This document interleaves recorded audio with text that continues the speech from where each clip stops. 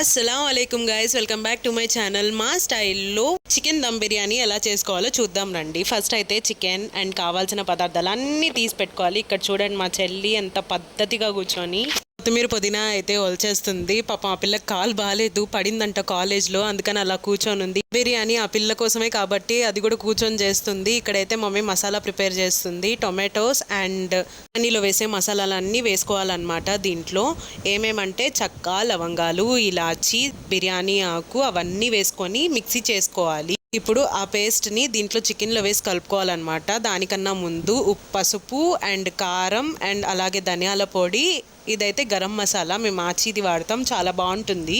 అలాగే కొద్దిగా ఉప్పు వేసుకొని బాగా కలుపుకొని ఇందాక తయారు చేసుకున్న మసాలా కూడా వేసి కలుపుకోవాలి చికెన్లో. మేము ఇక్కడైతే హాఫ్ కేజీ చికెన్ తీసుకున్నాము. పైన చూపిస్తున్న విధంగా అయితే వీడియోలో అమ్మ ఎలా కలుపుతుందో అలాగే కలిపి పెట్టుకోవాలన్నమాట. ఎంత బాగా కలిపితే అంత బాగా ముక్కలకి మొత్తం మసాలా మొత్తం అంటుతుంది. ఇప్పుడైతే దీంట్లో కొత్తిమీర పుదీనా కూడా వేసుకొని ఇంకా బౌల్లోకి తీసుకొని పెట్టేసుకుంది మమ్మీ. ఇప్పుడు మనం దమ్ బిర్యానీ అంటే రైస్ అనేది సపరేట్గా బాయిల్ చేసుకోవాలి కాబట్టి కొద్దిగా వాటర్ తీసుకొని వాటర్లో ఇందాక చూపించిన హోల్ మసాలా మొత్తం, బిర్యానీ మసాలా మొత్తం మళ్ళీ దీంట్లో వేసుకోవాలన్నమాట. దీన్ని ఇప్పుడు స్టవ్ మీద పెట్టుకొని కొద్దిగా ఆయిల్ వేసుకోవాలి. ఉప్పు కూడా మర్చిపోవద్దు. ఇంకో స్టవ్ మీద బాండిల్ పెట్టుకొని కొద్దిగా ఆయిల్ వేసుకొని బ్రౌన్ ఆనియన్స్ రెడీ చేసుకోవాలన్నమాట. నాకైతే ఈ బ్రౌన్ ఆనియన్స్ రెడీ చేసుకునేది కొద్దిగా బోరింగ్ అనిపిస్తుంది. నాకైతే అస్సలు నచ్చదు ఈ బ్రౌన్ ఆనియన్స్. ఇప్పుడైతే ఇంకో దబ్బర పెట్టేసుకొని ఇంకా బ్రౌన్ ఆనియన్స్ చేసుకున్నాం కదా, ఆ ఆనియన్స్ వేసేసి ఇందాక మ్యారినేట్ చేసి పెట్టుకున్న చికెన్ కూడా యాడ్ చేసుకోవాలన్నమాట. దీంట్లో పచ్చిమిరపకాయలు కూడా వేసుకుంది మమ్మీ ఇందాక. అలాగే రైస్ కోసం ఉంచుకున్న వాటర్లో కొద్దిగా 1 స్పూన్ వచ్చేసి అల్లం వెల్లుల్లి పేస్ట్, దీంట్లో 2 స్పూన్స్ వేసుకుంది అల్లం వెల్లుల్లి పేస్ట్, దాంట్లో 1, దీంట్లో 2. అలాగే దీంట్లో టేస్టింగ్ సాల్ట్ కూడా వేసుకుంది. బాగా కలుపుకోవాలి టేస్టింగ్ సాల్ట్ వేసుకొని. అలాగే వాటర్ కొద్దిగా యాడ్ చేసుకోండి.